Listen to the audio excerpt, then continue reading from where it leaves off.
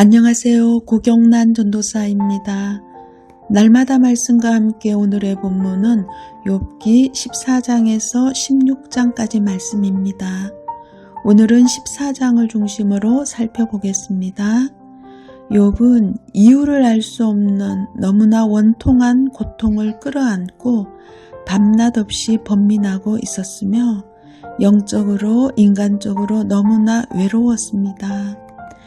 욥은 영적으로는 하나님으로부터 버림을 받았고 인간적으로는 친구들 가운데 아무도 자기의 심정을 이해해 주는 자가 없다고 생각하고 있습니다.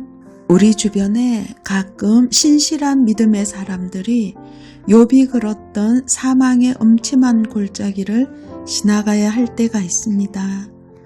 욥의 친구들이 각자의 논리를 사용해 욥이 하나님 앞에서 죄를 지었기에 징계를 받는 것이라는 억지 같은 주장을 합니다.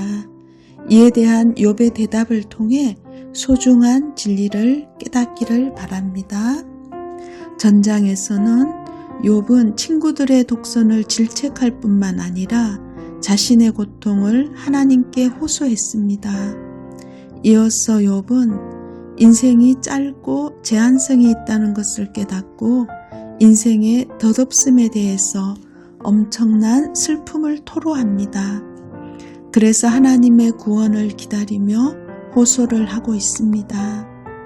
욥은 인간을 죽을 수밖에 없는 존재로 보며 이것을 재생력이 있는 나무에 대조시켰으며 또한 죽음을 맞이한 인간의 모습을 물에 비유했습니다.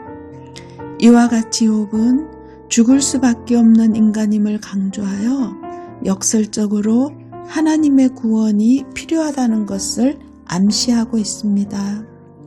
본문 10절에서 욥은 그가 어디 있느뇨? 라는 질문을 던짐으로써 단지 죽음만을 간구하던 자세에서 벗어나 죽음 이후의 세계에 대해서 관심을 가지기 시작합니다.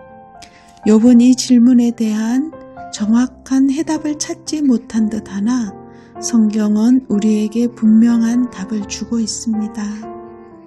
13절부터는 지금까지 욥이 가졌던 죽음에 대한 인식에 대전환이 일어납니다. 욥은 지금까지 죽음을 인생의 마지막과 종착 정도로 생각했었습니다. 그러나 엄부 저 건너편에 또 다른 새로운 것이 있을 것을 나타내며 욥은 죽음 이후의 새로운 가능성에 대한 인식을 합니다. 욥은 현재의 고난에서 해방되기 위해 죽음을 동경함과 동시에 내세에 대한 자신의 소망과 믿음을 피력합니다. 욥은 자신의 문제와 지금 처해 있는 현실에 대해 스스로가 아무것도 할 수 없음을 알고 하나님께서 자신의 고통을 해결하실 권원자이심을 고백하며 하나님의 자비와 인애를 요청하고 있습니다. 인생은 곧 시들어버리는 꽃과 같은 존재에 비유하며 그리고 하나님께서 창조하신 자연을 바라보면 인간이 이해할 수 없었던 인생의 번영과 몰락의 과정을 깨닫게 됩니다. 인간의 고통은 참으로 견디기 어려운 현실입니다. 내면으로부터 오는 고통이든 외부로부터 오던 고통이든 모두 힘든 것입니다. 그래서 피난처를 찾을 수밖에 없습니다. 하나님만이 우리의 피난처가 되십니다. 십자가의 고통을 이기신 주님만이 우리의 연약함을 체휼하시기에 우리 모두 주의 날개 아래에 들어가야만 합니다.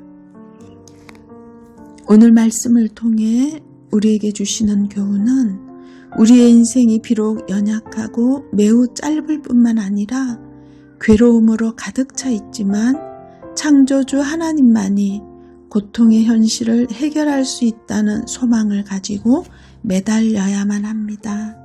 왜냐하면 하나님께서 우리를 붙잡으시기 때문입니다. 기도하겠습니다. 하나님 아버지, 우리의 인생이 연약함을 인정하고 없어질 육체나 위로받지 못할 마음의 상처 때문에 탄식하지 않게 하시고 그리스도 안에서 성취될 소망을 바라보게 하옵소서. 세월을 아껴서 하나님을 기쁘시게 하는 시온소교의 모든 성도님들 되게 하옵소서.